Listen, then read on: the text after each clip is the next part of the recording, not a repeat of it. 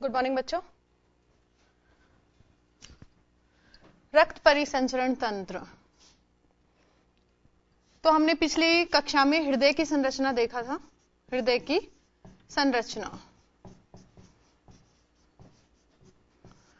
आज हम देखेंगे बच्चों दोहरा परिसंचरण क्या होता है। दोहरा परिसंचरण, मनुष्य के अंदर दोहरा परिसंचरण होता है।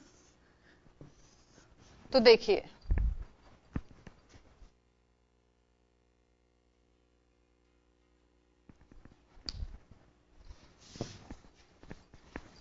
पिछली कक्षा में आपको हृदय की संरचना बताई थी।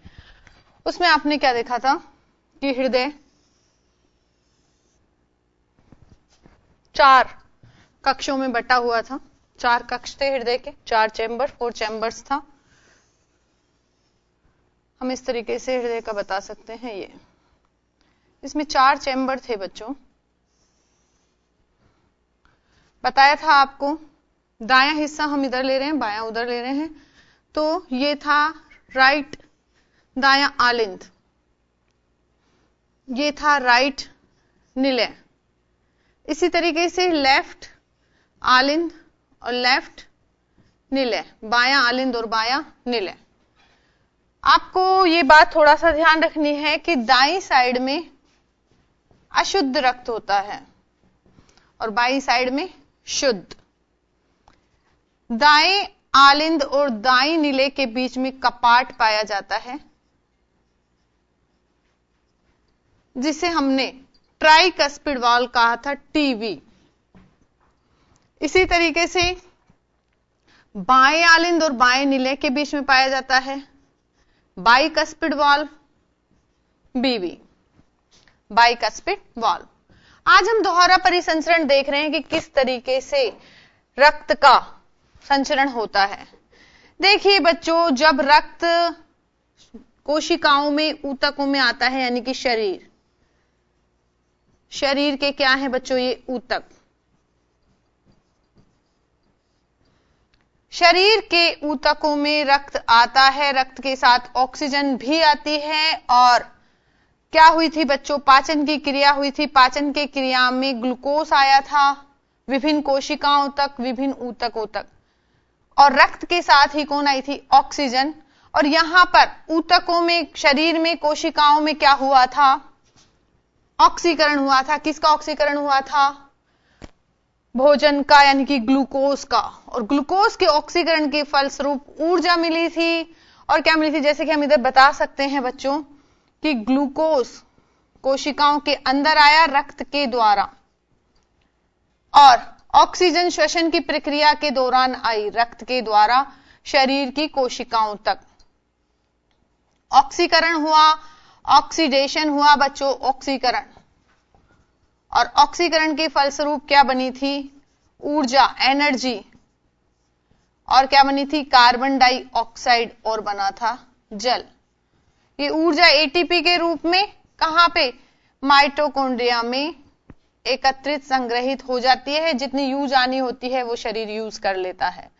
तो अब हम देखेंगे कि ऊर्जा तो शरीर की कोशिकाओं के माइटोकॉन्ड्रिया में संग्रहित रह जाती है, जो एक्सेस में होती है, बाकी शरीर को कार्य करने में काम आ जाती है। कार्बन डाइऑक्साइड रक्त में मिल जाती है और जल भी रक्त में मिल जाता है।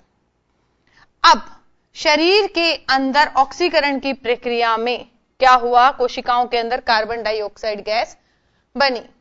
ये कार्बन डाइऑक्साइड रक्त में मिल जाती है, और ये रक्त में कार्बन डाइऑक्साइड मिला हुआ रक्त कहां जाता है बच्चों, दाएं आलिंद में।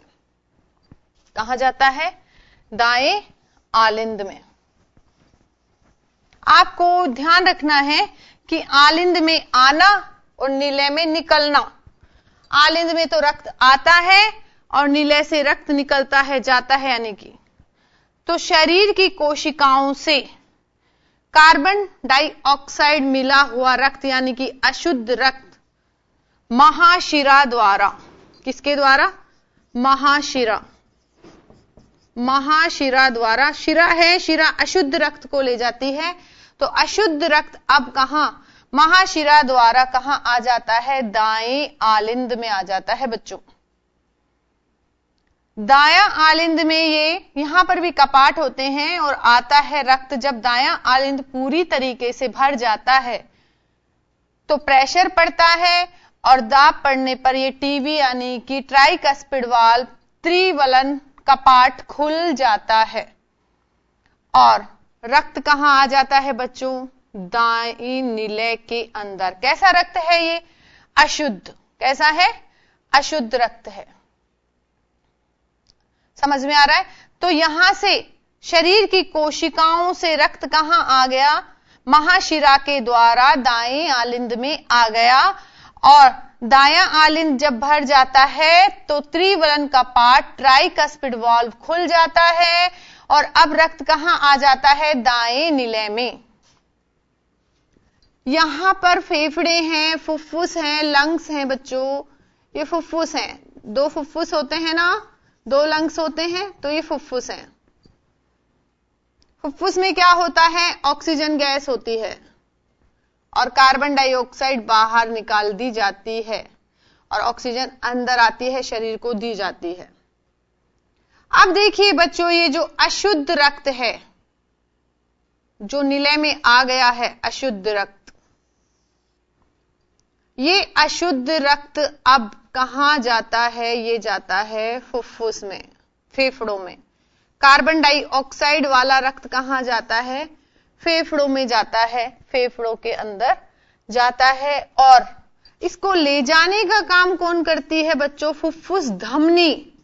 ये एक अपवाद है बच्चों, धमनियों में हमेशा शुद्ध रक्त होता है। एक फुफ्फुस धमनी ऐसी धमनी है जो अशुद्ध रक्त लेके जाती है। कैसा रक्त है यहां पर बच्चों? अशुद्ध रक्त।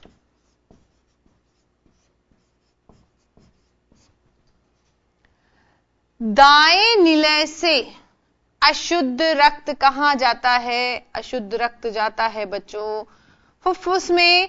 किसके द्वारा जाता है? ये जाता है फुफ्फुस धमनी के द्वारा। और फुफ्फुस धमनी अपवाद है धमनियों में, जो कि अशुद्ध रक्त को लेके जाती है। सारी धमनियां शुद्ध रक्त को ले जाती है, लेकिन फुफ्फुस धमनी कैसे को ले जाती है? अशुद्ध रक्त को। कहां ले गई है? फेफड़ों में। पतली पतली केशिकाएं होती हैं और केशिकाओं से विसरण की विधि द्वारा कार्बन डाइऑक्साइड फेफड़ों में छोड़ दी जाती है। श्वसन की प्रक्रिया होती है और श्वसन की प्रक्रिया के तहत कार्बन डाइऑक्साइड शरीर से बाहर निकाल दी जाती है। यही क्या होता है कि रक्त में, अब रक्त में कौन मिल जाती है? ऑक्सीजन गैस मिल जाती है और रक्त कैसा हो जाता है? चमकीला लाल, शुद्ध हो जाता है। और अब ये शुद्ध रक्त कहां आता है?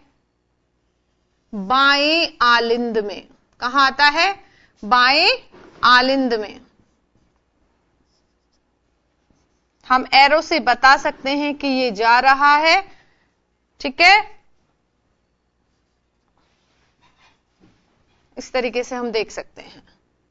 अब शुद्ध रक्त, ऑक्सीजनित रक्त, कैसा रक्त है ये? ऑक्सीजनित रक्त।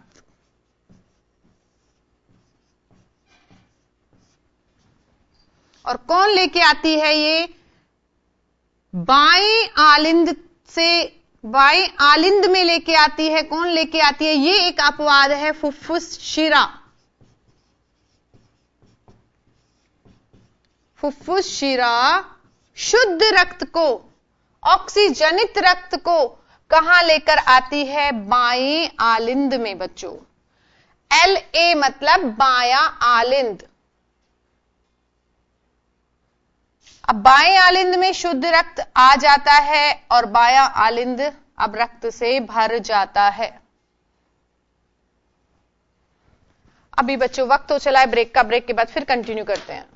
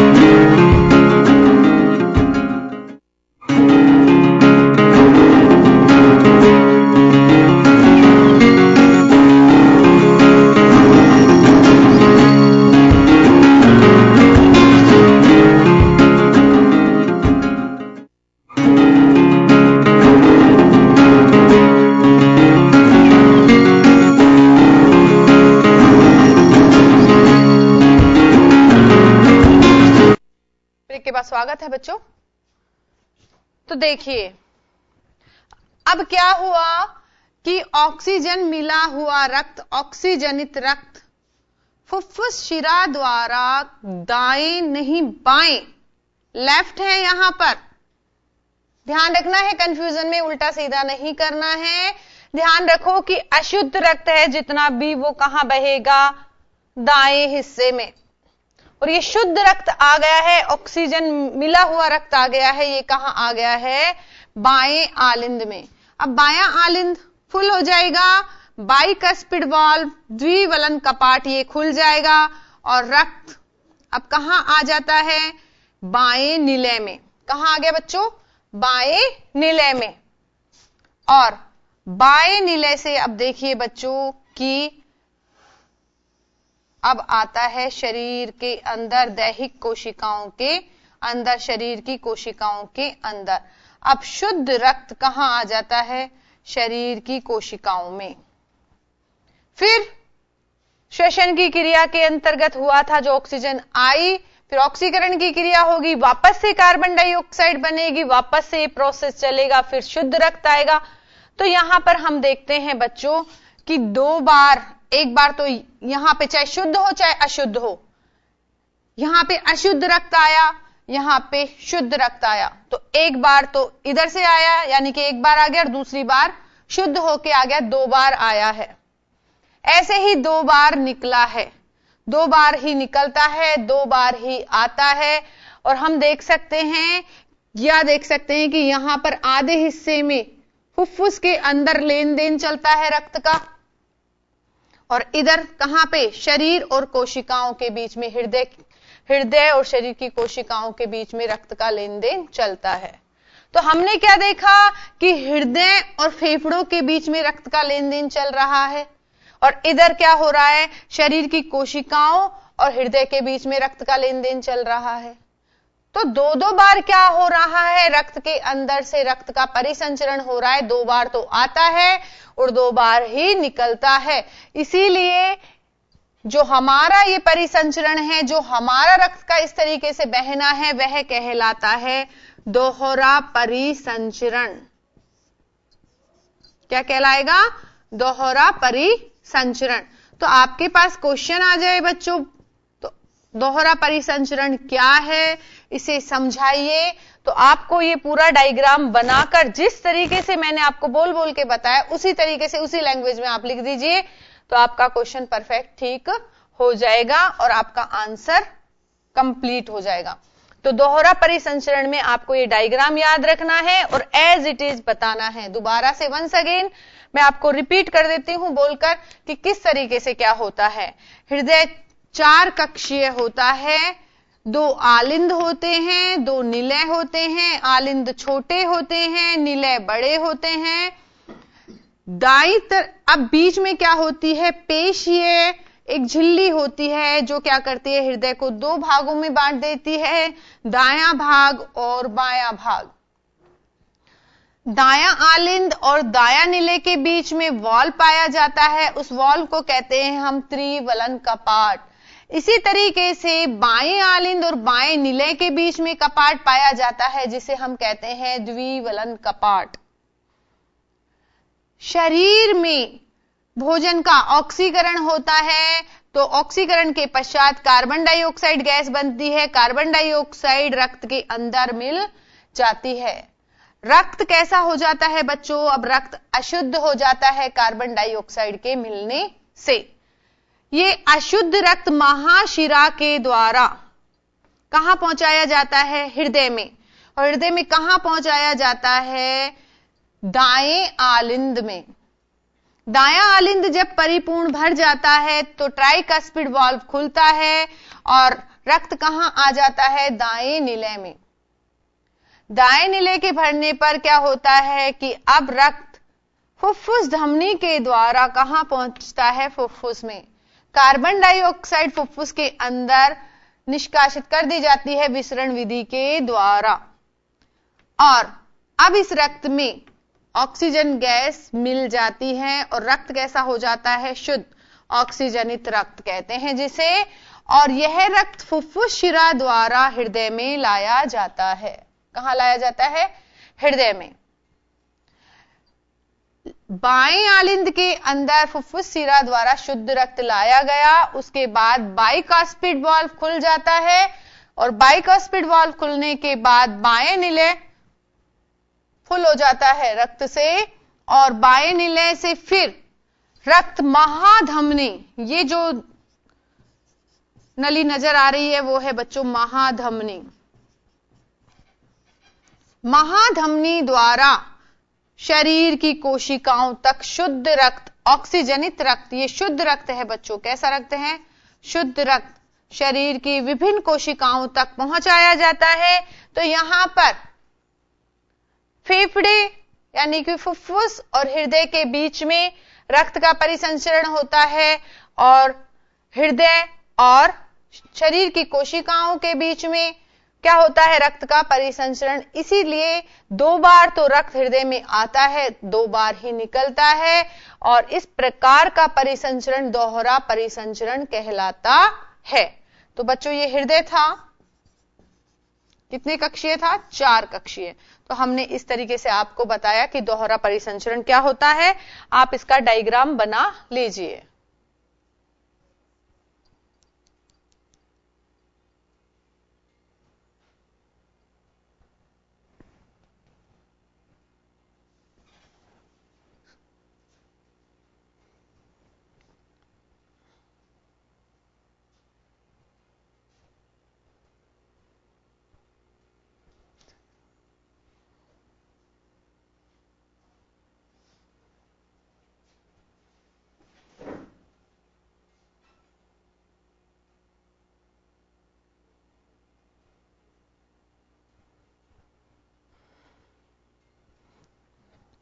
तो जब ये कपाट खुलते हैं ट्राइकस्पिड और बाइकस्पिड, तब लब और डब की आवाज आती है,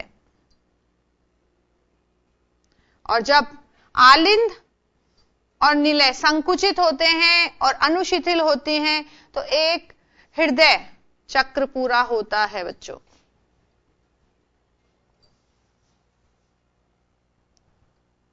आलिंद और निलय का संकुचन कहलाता है प्रकुंचन, जिसे सिस्टोल कहते हैं, और इनका अनुशिथिलन कहलाता है बच्चों इन डायस्टोल।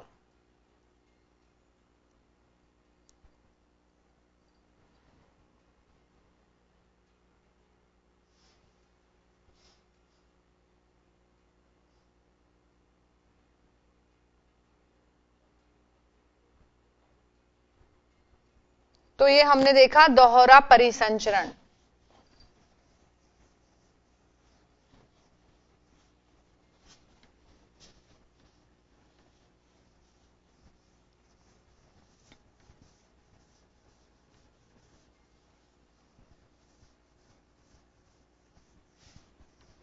तो हमने रक्त के बारे में कंप्लीट रक्त परिसंचरण की जानकारी ले ली है। अब हमारा नया टॉपिक शुरू करते हैं, उत्सर्जन तंत्र।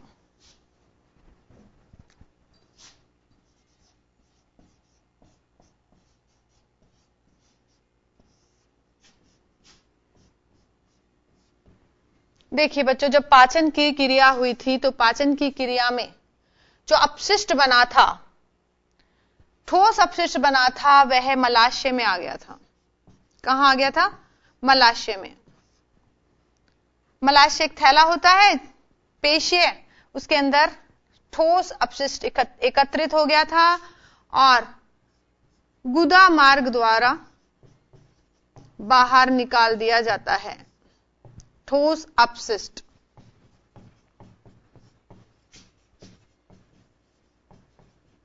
ये हमने पाचन की क्रिया में देखा था कि ठोस अपशिष्ट गुदा मार्ग द्वारा बाहर निकाल दिया जाता है। दूसरा हमने देखा कि जो कार्बन डाइऑक्साइड बनी थी वह फुफ्फुस द्वारा बाहर निकाल दी जाती है। कहां पर? पर्यावरण में। तो ये भी बाहर निकल गई। ठोस अपशिष्ट भी निकल गया और कार्बन डाइऑक्साइड भी निकाल दी गई पर्यावरण में। अब बच्चों हमारा जब ये ऑक्सीकरण हुआ था भोजन का, तो ऊर्जा हुई थी, जो ऊर्जा उत्पन्न हुई थी वह माइटोकॉन्ड्रिया में एकत्रित हो गई थी। इसके अलावा बच्चों जल और कुछ नाइट्रोजनी अपशिष्ट वो क्या होते हैं, वो भी बनते हैं और वो कहां मिल जाते हैं, रक्त में मिलते हैं। और इनको बाहर निकालना, एक्सेस में जल होता है ज्यादा मात्रा में, उसको भी बाहर निकालना है और नाइट्रोजनी अपशिष्ट को भी बाहर निकालना है। तो इनको निकालने के लिए एक तंत्र पाया जाता है जिसे हम क्या कहेंगे, उत्सर्जन तंत्र। ये काम कौन करती हैं, किडनी करती हैं। किनको, नाइट्रोजनी अपशिष्ट को और जल को बाहर निष्कासित करने का।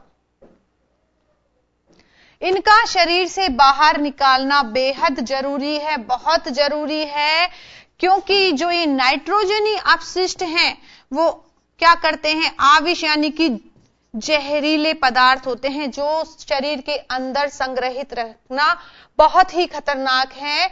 ये हमारे शरीर को बहुत नुकसान पहुंचाते हैं। अतः इनको क्या करना है, इनको शरीर से बाहर निकालना है।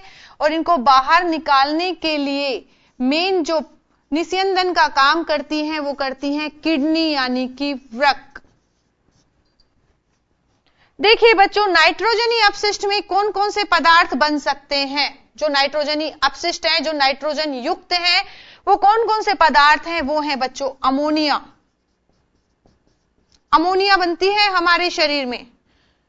अमोनिया को यकृत, हमारे शरीर में जो सबसे बड़ी थैली है यकृत, वह अमोनिया को बदलता है बच्चों यूरिया के अंदर।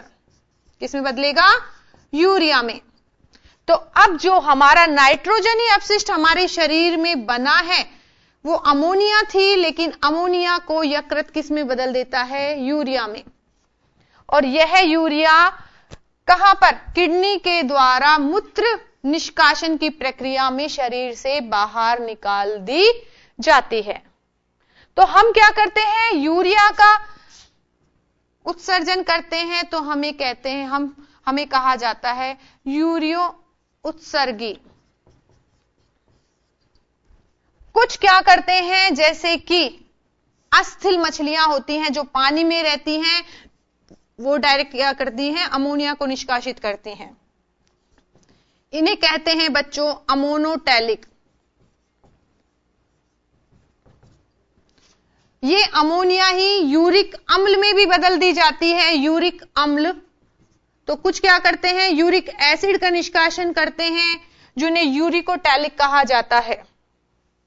और यूरिक एसिड का निष्कासन कौन करते हैं बच्चों, पक्षी। कबूतर की बीट देखी है आपने, तो ये यूरिक एसिड होता है उसके अंदर।